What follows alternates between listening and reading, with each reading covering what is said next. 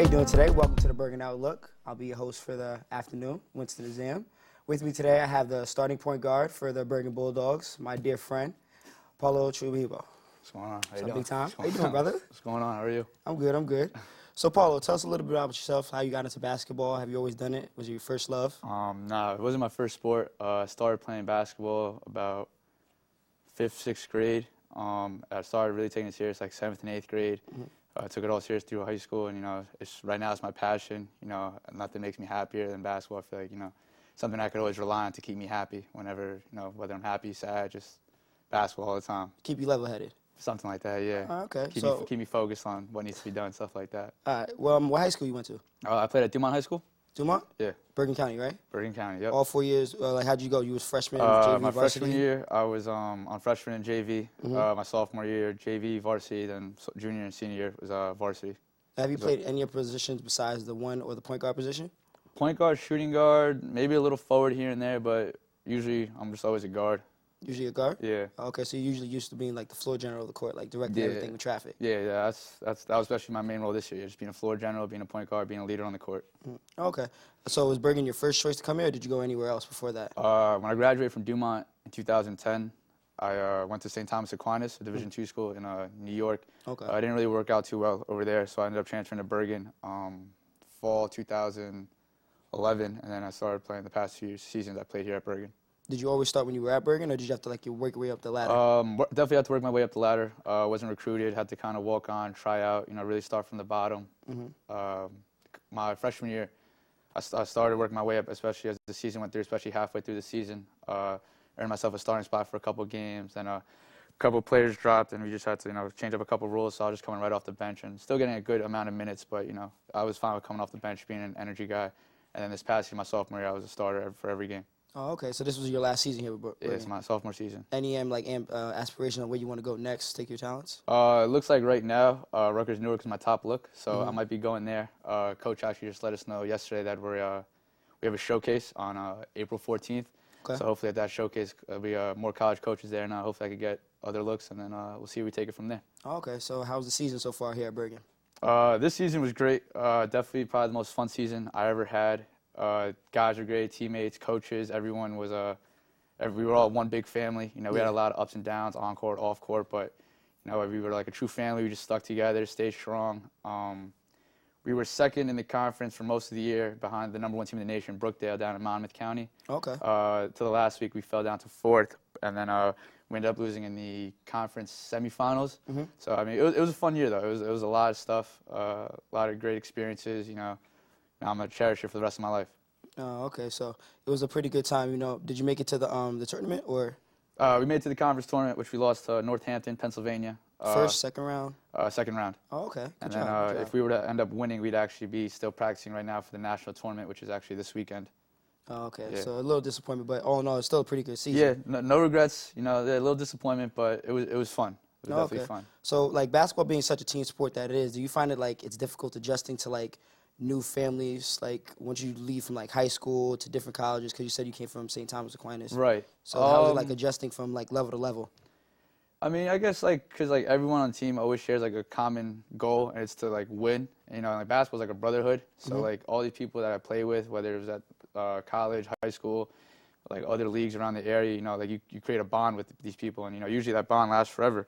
And this team that I played with this past year probably was my favorite group of guys that I ever played with, and I would definitely love to stay in contact with all of them. As to transferring and adjusting from school to school or different teams, I mean, I guess you get used to each other after a while. I mean, obviously the sooner that the chemistry is built, the earlier the success comes. But otherwise, it's not that bad. It's pretty good. Oh, okay. So do you find basketball having so many levels because you have high school, AAU leagues, for junior colleges, then you have the actual Division I, Division II, Division III. Do you think it matters? It's say you want to progress your talents to maybe the D League of the NBA overseas or the NBA itself, or you think it's just talent alone, or does the level they really look into that? I guess that, to get to a higher level, you definitely need the opportunity. Maybe taking advantage of the right opportunity, because there's definitely a lot of guys, who are better than other guys, but just didn't make it just for whatever reason. There's competition everywhere. I mean, everywhere you go, there's always great competition, especially around the northern New Jersey area. There's always great competition around here. To take your talents to the D-League, I mean, overseas, I mean, I'm not too sure exactly how to get into detail about that, but obviously you got to be good right from the start. You got to take advantage of every opportunity you got.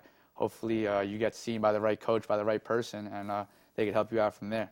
No, okay. So all in all, who do you think like was one of your favorite people to like being a point guard? Like you just shot a lot of assists. Like if people don't know, like a Chris Paul, Rondo, that's in the NBA now. Like who do you think your favorite go-to guy was on this team, or has been in like your entire career basketball? Favorite go-to guy this season? Like you can always count on. Like I just need like a quick 2 points. Quick 2 points. Damn, put me on the spot. I don't know. I mean, I trusted all my guys to shoot the ball with confidence. You know, I mean, we had 2 good scorers in Ricky, my friend Ricky Carroll, and Larry Burrows, who was actually an All-American nominee after the season. Those were our 2 main scorers. But I mean, everybody else, I had confidence in scoring the ball as well. You know, being a floor general, I had to make sure I was confident in them to make the right play, and they usually did. If not, then no one's perfect. But so I'd say Ricky or Larry probably for the first quick basket. Okay, so. Being like a student athlete here in Bergen, do you think it's difficult to like balance, basketball, going to practice every day from like, I'm guessing Monday to Friday, having games Saturdays and Sundays, and then still attending classes, keeping up your GPA? Do you think it's a difficult task to manage? It's definitely tough. I mean, the junior college season is so long. I mean, we start October 1st compared to NCAA schools, which starts October 15th. So, I mean, even though it's 2 weeks, I mean, that still makes a difference. And considering, I'm not too sure the date we lost, but I know it was basically 5 months, just around 5 months. Just basketball. 5 months, just straight school, basketball, even over winter break. Like, we were here every day in the gym, including Sundays, stuff like that. Okay. The schedule gets crazy. I think we played about 30 games in about 4 months. And the first month was just like a couple scrimmages and all practices. And after that, we just had games Tuesday, Thursday, and Saturday every week. And it was a long season. It's definitely tough to especially keep your grades up. But real time consuming. It's all part of growing up. It's part of being a student athlete, Okay, so besides basketball and school, do you have any other extracurricular things like a job to balance it out too, or just basketball? I work at a couple of different basketball facilities where I'm a basketball coach, basketball trainer, stuff like that. Like I said, basketball's my passion. So as long as I can be around basketball, I feel comfortable. So like once you're done like playing with your career, you looking to maybe try to go out and coach? Definitely, yeah. I'm definitely looking forward to hitting the sidelines after my playing days are over when I'm done lacing it up. You have maybe like a daughter or son, maybe take them on the court? Yeah, that's the dream right there. We'll see, though. Okay. So all in all, pretty much basketball is pretty a time-consuming event, takes up a lot of your passion, and you really love the game of basketball. Definitely, yeah. Okay. I mean, it's just happiness for me. It's like my getaway. Everyone has that one certain thing, and this basketball is like when everything's stressing you out from work or anything like that, you pick up a ball and go right to the court and have some fun? Yeah. Okay. So all in all, from what I'm reading right now, I have a pretty talented basketball player with me.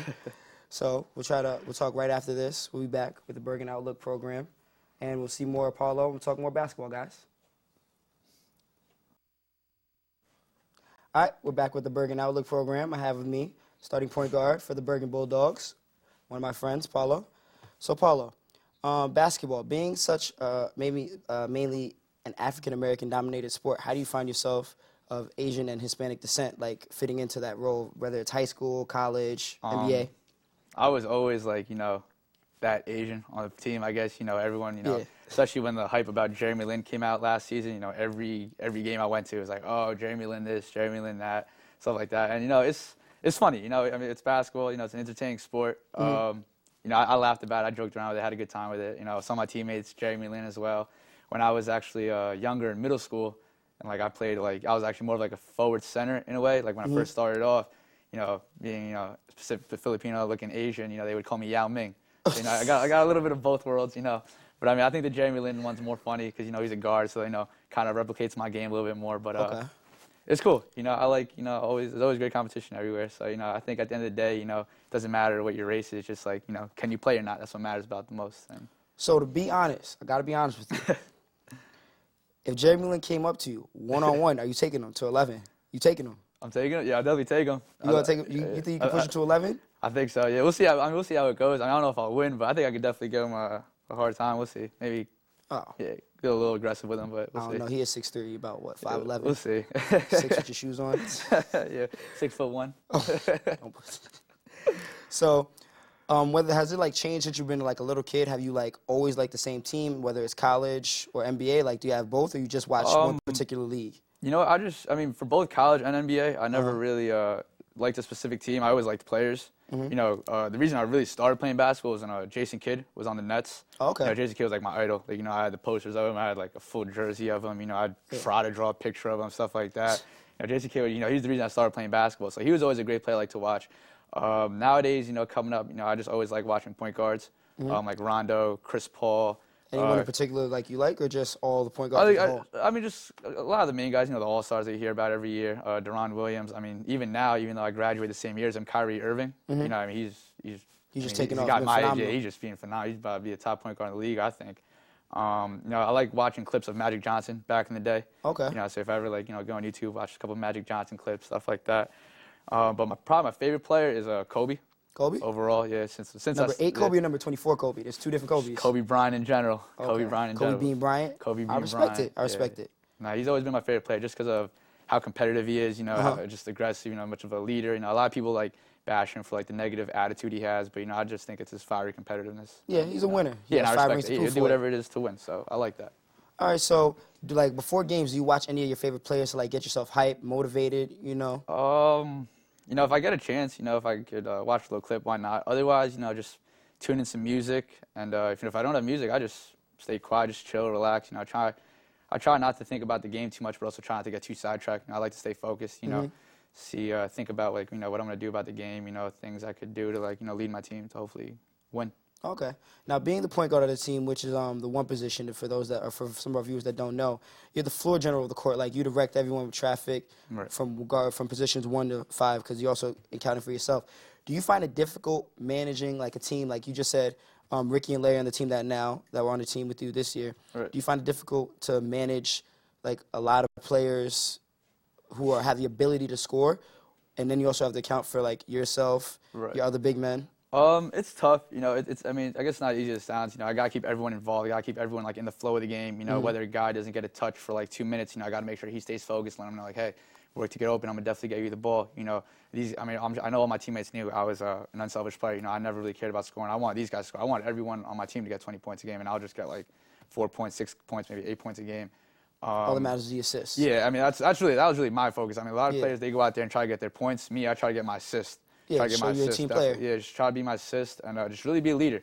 You know, I mean, being a point guard, you know, you got to know all 5 spots on the court, offense, defensively, at all times.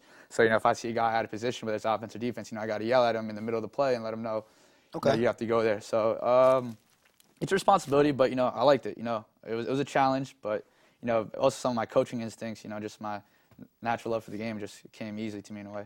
Okay, so was there ever a time playing the season that you found yourself maybe a little, like, you were being guarded very difficult, you didn't have a chance to really distribute the ball, score as much as you wanted? Was there, like, what was your most difficult game this season, you think? Most difficult game of the season? I would have to say, as a team-wise, I definitely have to go our 4th game of the year, Brookdale. When they came over here, yeah. That was the #1 team in the nation, you said, right? Not at that point, but I mean, right from there, like 2 weeks later, they basically became #1 in the nation. They stuck with it, basically. Okay. Yeah, Brookdale was definitely the hardest. I think our first 3 games were challenging. You know, we worked hard, we prepared, but Brookdale hit us with like just something we just hadn't seen before. And I think when we lost the game, ended up losing the game by like 15. But the way we struggled and just the way like they controlled the tempo, we were uncomfortable most of the game. I'd probably say that was probably our hardest game of the season. Right there. So did it take your team a long time to get that bond together, or was it just an automatic click like that? Did it take a long time? Not too long. I mean, a lot of us kind of met up over the summer. Not too many guys we were unaware of, but you know, everyone was just like, everyone was cool. You know, there was never really any problems. Everyone had respect for each other on the court, whether you didn't really like the person, know the person that well off the court. When it came on the court, you know, everyone knew it was time to get to business. You know, got to be a man about it and just got to look out for the guy next to you. Like, yeah. So I've like played basketball a little myself growing up, and I know there's always a competitive nature between teammates when like you play each other. Was there ever like a teammate, like, you know, like maybe before or after practice, like challenge you like one-on-one? Like, and who would be like your least favorite person to guard, like on your team? Like, if you were just playing a nice pickup game, like who'd be your least favorite person? I mean, to get back to the first question, probably the person that would always want to try to play one-on-one, the competitive one, would probably be me. You? That would probably be me, just annoying everyone just to keep playing, stuff like that. Just, you know, kind of getting everyone's head. One person I don't like to guard on the team. One person I don't like to guard on the team. I'm going to go with, I'm probably going to go with Larry. Larry? Probably go with Larry, yeah, because he's like 6'4", but he plays like he's like 6'8", just his lengthness, his lankiness, you know, he's tough to guard. He's tough to guard, but, you know, I just give him a couple. A difficult task. Yeah, give him a couple of nice pushes and try to help him off, but he's a tough player to guard. Okay. Yeah. So, have you always had the same coach while you were here at Bergen, or did that change at all? Yeah. Okay. We had the same, Matt O'Dallin, who's the head coach, and Coach Q. I know he's watching right now. What's up, Coach Q? It was their first 2 years here, or my first 2 years here. So, you know, all together as a team, and then we had 5 sophomores on the team this season. So, you know, we all kind of grew together the first 2 years, and, you know, kind of learned off each other, stuff like that. But, yeah, it's always been those 2 coaches those past few years. Now, as the coach runs the plays, did you ever find yourself where, like, because you said you on your spare time when you have your other jobs, you coach little youth kids yourself. Yeah. Did you and your coach ever butt heads when you was on the court? Maybe he drew up a play, and then you saw, like, something on the court that maybe he didn't see? Yeah. And you got maybe, like, penalized for it later? Probably 4 to 5 times every practice. In a game? In practice, in a game, probably, yeah. Maybe a game a little bit less. But I always bumped heads with him, you know. Not in a bad way, though. It's just, you know, I feel like I saw it differently than he did. I mean, with majority of the time, you know, I'll probably say he was right. You know, he was. But there's a couple of times where I guess we just saw things differently because I guess it was different from the view from the sidelines to me and the actual feeling the game. On the court. But it never caused, like, a controversy, made, like, a big dramatic scene out of it. You know, I would just, like, tell him, like, you know, I see it this way, but, you know, I'll look it for the way that he wants it to be. And, you know, he'd be like, okay, well, try my way, but if you see something different, then, you know, because in a game of basketball, it's all on the run. You know, you can't think, you know, you just got to make moves on the run, stuff like that. Okay. So it's just really just adjusting to, you know, making sure you and your coach are pretty good. Yeah. Okay. Well, we'll be right back, talking more about Paolo and the game of basketball that he loves so much. And we'll be right back with the Bergen Outlook program. Okay, guys? Keep going. And we're back with the Bergen Outlook program. How you doing, folks? Host Winston Azzam. And again, once again, my guest was the starting point guard for our Bergen Bulldogs, number 13, Paolo. So on our last segment today, folks, we're going to pretty much go straight NBA. We've talked about high school for Paolo, his teams, who he's enjoyed, his favorite game. The old age question when it comes to basketball is legend versus legend, youth versus youth, who is the greatest, this and that. So a lot of debates been going on lately between Michael Jordan, LeBron James. So, Paolo, you've played basketball high school since you were 6th, 7th, 8th, 9th grade. You've played it at one college. You're here at Bergen now. If you saw them both in their primes right now, who are you taking, LeBron, or are you going to take Mike? Michael Jordan. Michael Jordan, hands down. Hands down. No hesitation. What's your logic for that? Maybe LeBron's got like 2 inches of size on him, maybe a little bit more pounds on him. But, I mean, when you think about Michael Jordan's skill set and his will to win, I see it overpowering LeBron easily. But you have to factor in these. LeBron's 6'8", right, 240. Okay. Runs about a 4.4. So he's pretty much an NFL tight end. Yeah. I'm not taking anything away from Michael Jordan. Yeah. He's the greatest of all time, the GOAT. The man was only 6'6".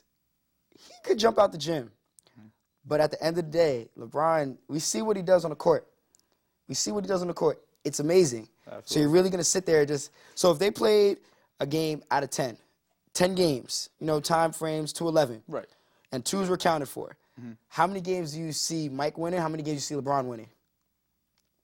At least 7-3. Michael wins. Oh, 7-3. 7-3. Okay. So that's That you're telling works. me. That You're works, telling yeah. me 7-3. 7-3. You're not even gonna see an even more split, 5-5, 6-4. You're just gonna give all credit. Not Michael. Okay. So if your Michael favorite. catches an off day, maybe 6-4. But Okay. So your favorite player, Kobe. How many do you see Kobe giving Michael Jordan?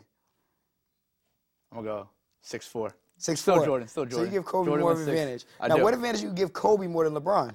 Skill set. His skill set. His skill set. I think just his moves, his knowledge of the game. I feel like LeBron is so athletic that people overlook exactly what skills does he have. Okay. I mean, as a coach, I know I'm starting to see these things and analyze it more. And I see, I mean, LeBron's a freak of nature. Don't get me wrong. And I think he gets a lot of his success just off athleticism. But I like to see him more skill set. You know, I mean, when you see the moves Kobe does, and how easy he makes it look and His how jaw natural. dropping pretty much. You don't know what's going on. It's almost unreal. And I mean, it's almost, you see Jordan just not as good. You know, and that's exactly why I give Jordan above LeBron and Kobe. Okay. So we have LeBron right now, who they say is some of the best in the league. Still Kobe. Who do you see that next top-tier player being? Would it be Kevin Durant maybe? Dwayne Wade still there? Who do you see who will be in that next conversation versus Jordan? I mean, considering LeBron and Durant are still young, and they still got about another maybe 7 to 10 years left of their career. Okay. You know, after them, I'm I couldn't even tell you because I think LeBron and Durant are just going to be running the league for as long until they retire.